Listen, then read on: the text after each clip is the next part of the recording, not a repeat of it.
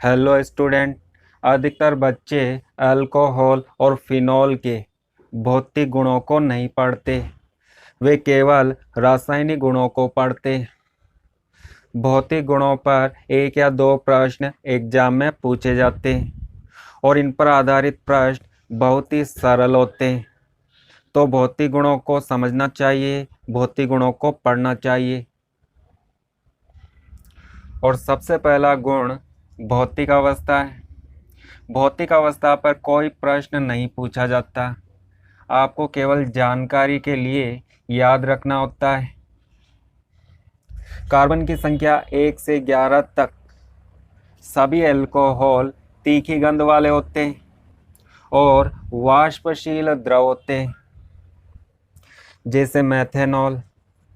Methanol में carbon की संख्या 1 होती है, तो यह तीखी गंध वाला होता है और वाष्पशील द्रव होता है।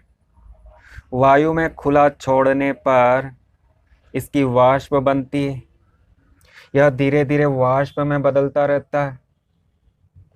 और इसी तरह एथेनॉल में कार्बन की संख्या 2 होती, तो कार्बन की संख्या 1 से 11 तक के सभी अल्कोहल वाष्पशील द्रव होते हैं। परंतु कार्बन की संख्या 12 होती है या 12 से अधिक होती है, तो इस प्रकार के अल्कोहल मोम के समान ठोस होते हैं। चलिए दूसरे भौतिक गुण को समझते हैं।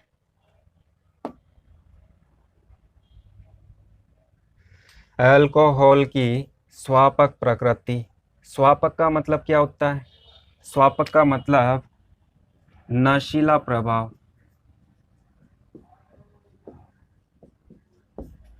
या नींद आना। एथेनॉल केंद्रीय तंत्रिका तंत्र को शिथिल करता है। हमारे शरीर में 3 प्रकार के तंत्रिका तंत्र होते हैं। केंद्रीय तंत्रिका तंत्र, जिसे सेंट्रल नर्वस सिस्टम भी कहते हैं। परिधीय तंत्रिका तंत्र और स्वायत्त तंत्रिका तंत्र। केंद्रीय तंत्रिका तंत्र एक महत्वपूर्ण तंत्रिका तंत्र है और इस तंत्रिका तंत्र में मस्तिष्क और मेरुरज्जु को शामिल किया जाता है।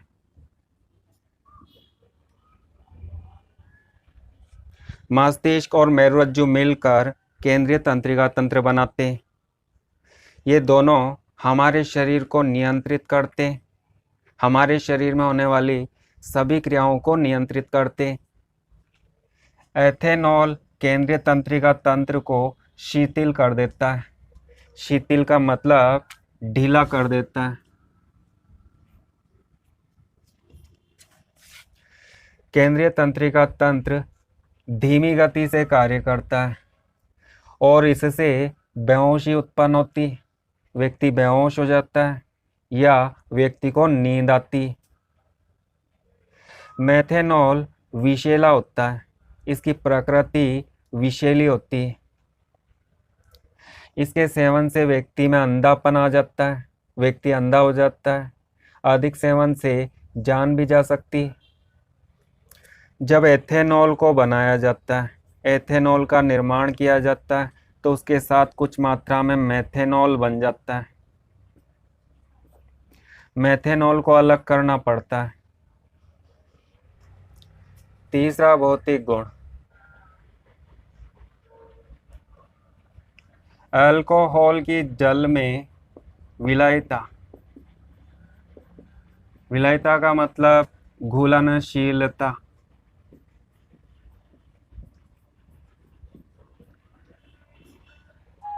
अल्कोहल को जल में मिलाते हैं तो अल्कोहल जल में घुल जाता है।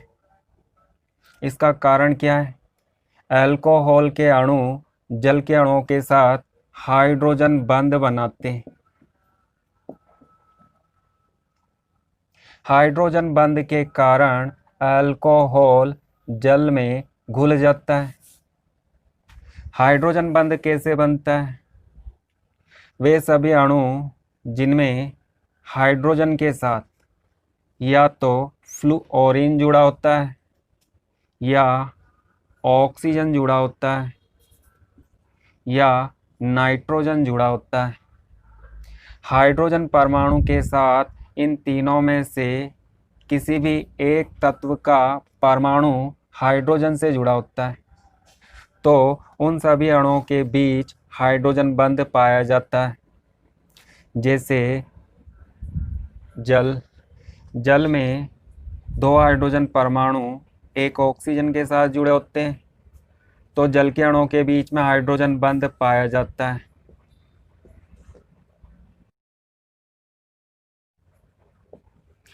अमोनिया गैस के अणुओं के बीच हाइड्रोजन बंध पाया जाता है क्योंकि अमोनिया में एक नाइट्रोजन से 3 हाइड्रोजन परमाणु जुड़े होते हैं। हाइड्रोजन फ्लूओराइड HF, इसमें हाइड्रोजन के साथ फ्लूओरीन जुड़ा होता है। अल्कोहल में ऑक्सीजन के साथ हाइड्रोजन जुड़ा होता है।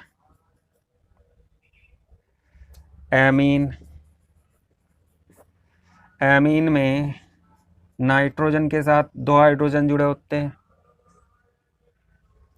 वे सभी अणु जिनमें हाइड्रोजन के साथ फ्लूओरीन परमाणु, ऑक्सीजन परमाणु या नाइट्रोजन परमाणु, इन तीनों में से कोई सा भी एक परमाणु हाइड्रोजन के साथ जुड़ा होता है तो उन अणुओं के बीच हाइड्रोजन बंध पाया जाता है।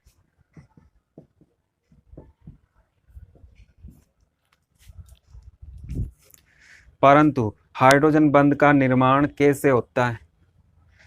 आवर्त सारणी में, संपूर्ण आवर्त सारणी में इन 3 तत्वों की विद्युत ऋणता सर्वाधिक होती है। फ्लूओरीन की विद्युत ऋणता सबसे अधिक होती है, ऑक्सीजन दूसरे नंबर पर आता है और नाइट्रोजन तीसरे नंबर पर आता है। ये तीनों अधिक विद्युत ऋणता वाले तत्व होते हैं। जल के अणुओं में हाइड्रोजन बंध कैसे बनता है? जल का एक अणु जल के दूसरे अणु के साथ हाइड्रोजन बंध बनाता है। इसी तरह तीसरा अणु, सभी अणुओं के बीच हाइड्रोजन बंध का निर्माण होता है। ऑक्सीजन की विद्युत ऋणता अधिक होती है तो बंध में उपस्थित इलेक्ट्रॉन, इस सहसंयोजक बंध में उपस्थित इलेक्ट्रॉन ऑक्सीजन के समीप आ जाते हैं तो ऑक्सीजन पर थोड़ा ऋणावेश और हाइड्रोजन पर थोड़ा धनावेश आ जाता है। हाइड्रोजन से इलेक्ट्रॉन दूर चले जाते हैं और ऑक्सीजन के समीप आ जाते हैं। इसी तरह इस हाइड्रोजन पर धनावेश और इस ऑक्सीजन पर ऋणावेश आ जाता है। ऋणावेशित ऑक्सीजन जिसकी विद्युत ऋणता अधिक होती है, यह धनावेशित हाइड्रोजन को अपनी ओर आकर्षित करती है। इसी तरह यहाँ पर आकर्षण होता है। इसी आकर्षण को हाइड्रोजन बंध कहा जाता है। धन ध्रुव, ऋण ध्रुव, इसे हम बोलते हैं द्विध्रुव। यह दूसरा द्विध्रुव। तो हाइड्रोजन बंध क्या होता है? द्विध्रुव आकर्षण होता है। एक द्विध्रुव दूसरे द्विध्रुव को आकर्षित करता है, उसी आकर्षण का नाम हाइड्रोजन बंध होता है। द्विध्रुव आकर्षण HCl अणुओं में भी पाया जाता है। क्लोरीन माइनस होती है, हाइड्रोजन प्लस, इसी तरह यहाँ हाइड्रोजन प्लस और क्लोरीन माइनस। HCl का एक अणु दूसरे अणु को आकर्षित करता है, इस आकर्षण का नाम द्विध्रुव आकर्षण होता है, परंतु यह दुर्बल होता है, यह दुर्बल आकर्षण है और इस आकर्षण को केवल द्विध्रुव आकर्षण बोला जाता है। परंतु चूंकि ऑक्सीजन की विद्युत ऋणता अधिक होती है, इन तीनों तत्वों की विद्युत ऋणता अधिक होती है, तो यहाँ पर जो आकर्षण बल उत्पन्न होता है वह प्रबल होता है। प्रबल द्विध्रुव द्विध्रुव आकर्षण होता है और इसी प्रबल आकर्षण को हाइड्रोजन बंध कहा जाता है।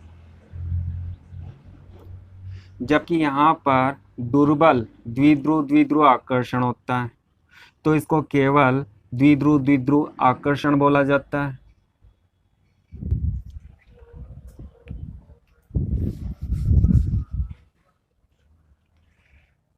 अल्कोहल को जल में मिलाते हैं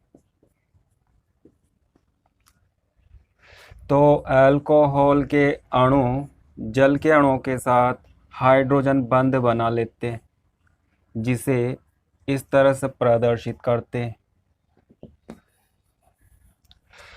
ऑक्सीजन ऋणावेशित, हाइड्रोजन धनावेशित।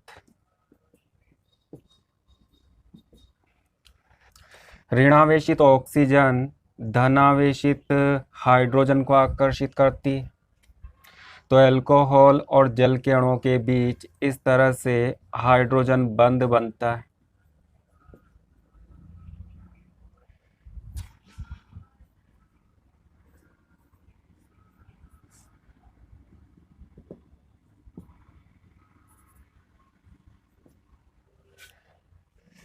इसी हाइड्रोजन बंध के कारण अल्कोहल जल में घुलनशील होता है। इस एल्किल समूह के स्थान पर मैथिल समूह हो सकता है, तो मेथेनॉल बनता है। एथिल समूह हो सकता है, प्रोपिल समूह हो सकता है,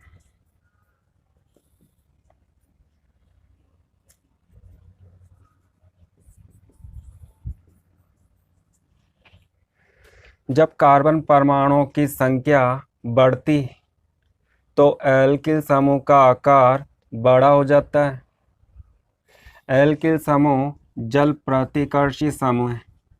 यह जल को प्रतिकर्षित करता है। इसे आप जल विरागी समूह बोल सकते हो। यह जल से दूर भागता है और जब इस समूह का आकार बड़ा होता जाता है, जैसे प्रोपिल समूह का आकार बड़ा होता है, तो इसका जल प्रतिकर्षी प्रभाव अधिक हो जाता है।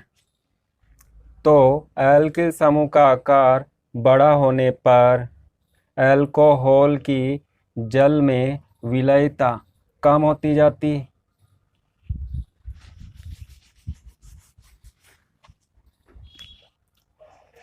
एग्जाम में इस तरह का छोटा प्रश्न पूछा जाता है।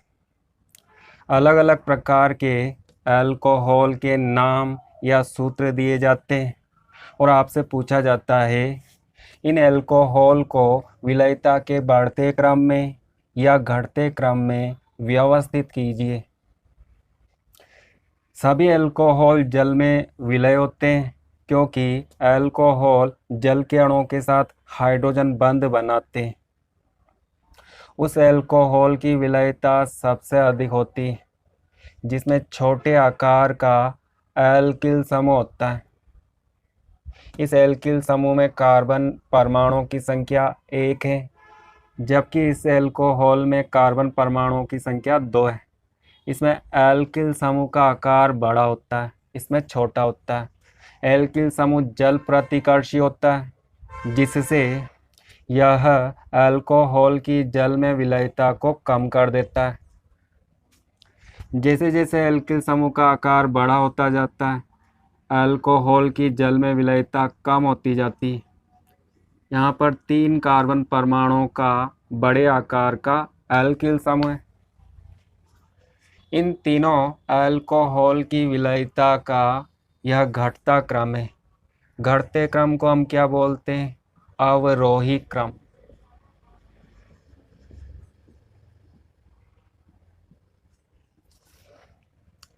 और बढ़ते क्रम को हम क्या बोलते हैं? आरोही क्रम।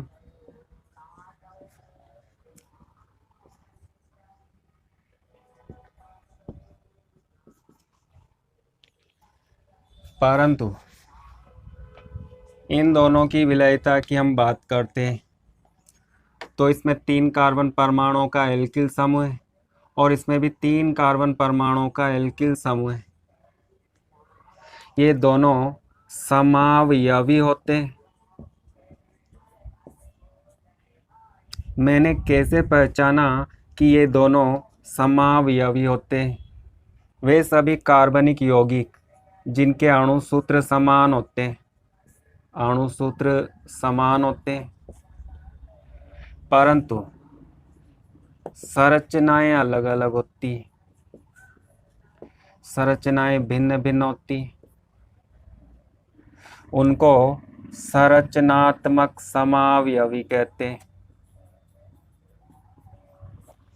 ये दोनों संरचनात्मक समावयवी होते हैं। 3 कार्बन परमाणु, इसमें भी कार्बन परमाणुओं की संख्या 3 होती है। 8 हाइड्रोजन परमाणु और इसमें भी हाइड्रोजन परमाणुओं की संख्या 8 होती है। 3 3 6, एक 7 और एक 8, और दोनों में ऑक्सीजन परमाणुओं की संख्या 1 होती है। तो इन दोनों का अणु सूत्र समान होता है, परंतु दोनों की संरचनाएं भिन्न है। इसमें क्रियात्मक समूह पहले कार्बन परमाणु से जुड़ा होता है और इसमें क्रियात्मक समूह दूसरे कार्बन परमाणु से जुड़ा होता है। तो ये दोनों संरचनात्मक समावयवी होते हैं। इनकी विलयता का पता कैसे लगाते हैं?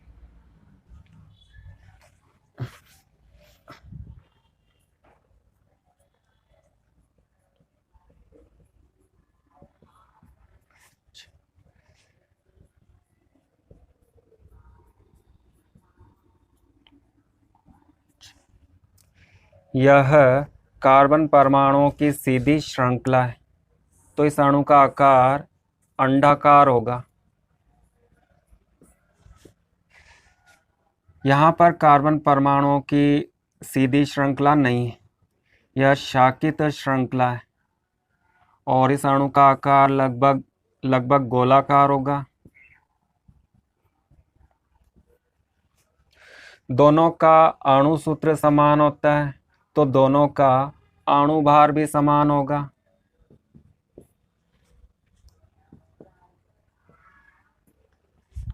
जब दो पदार्थों का अणु भार या द्रव्यमान समान होता है, परंतु दोनों का आकार या आकृति भिन्न होती है, तो इस स्थिति में हमें पृष्ठीय क्षेत्रफल को देखना होता है।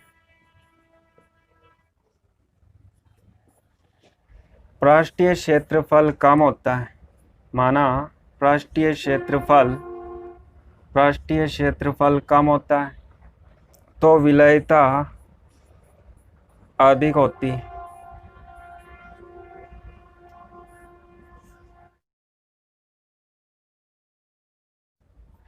इन दोनों में उल्टा संबंध होता है।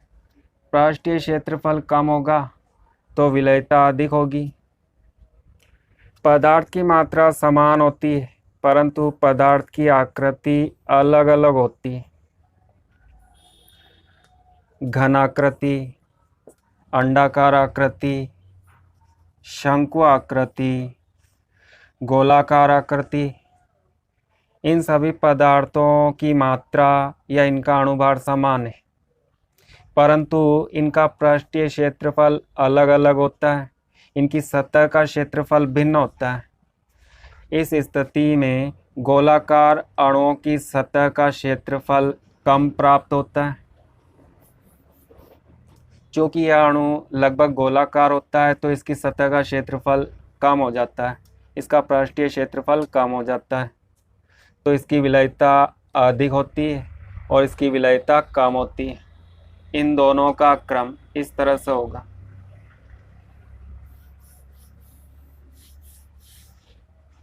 चूँकि इसकी विलयता अधिक है, तो इसे हम यहाँ पर लिख देते हैं।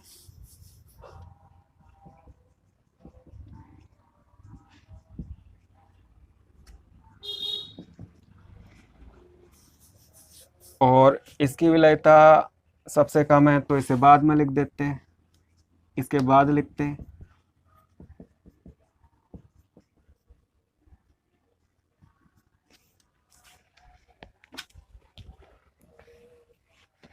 तो अल्कोहल की विलेयता का यह घटता क्रम है। तो दोस्तों इस बात को याद रखना, एल्किल समूह जल प्रतिकर्षी होता है, एल्किल समूह का आकार बड़ा होता जाता है तो यह जल को अधिक प्रतिकर्षित करता है, जिससे अल्कोहल की जल में विलेयता कम होती। एल्किल समूह इस तरह से अंडाकार है तो इसकी सतह का क्षेत्रफल अधिक होगा, यह जल को अधिक प्रतिकर्षित करेगा। एल्किल समूह का आकार गोलाकार है, जैसे इस अणु में एल्किल समूह का आकार गोलाकार है, लगभग गोलाकार है, तो गोलाकार सतह का क्षेत्रफल कम होता है। सतह का क्षेत्रफल कम होता है तो एल्किल समूह अपनी सतह से जल के अणुओं को कम प्रतिकर्षित करता है। इस कम प्रतिकर्षण के कारण जब इन दोनों की तुलना करते हैं तो गोलाकार अणु जल में अधिक घुलनशील होते हैं। अगला भौतिक गुण क्वथनांक। क्वथनांक क्या होता है? अंग्रेजी में इसे बॉइलिंग पॉइंट कहते हैं।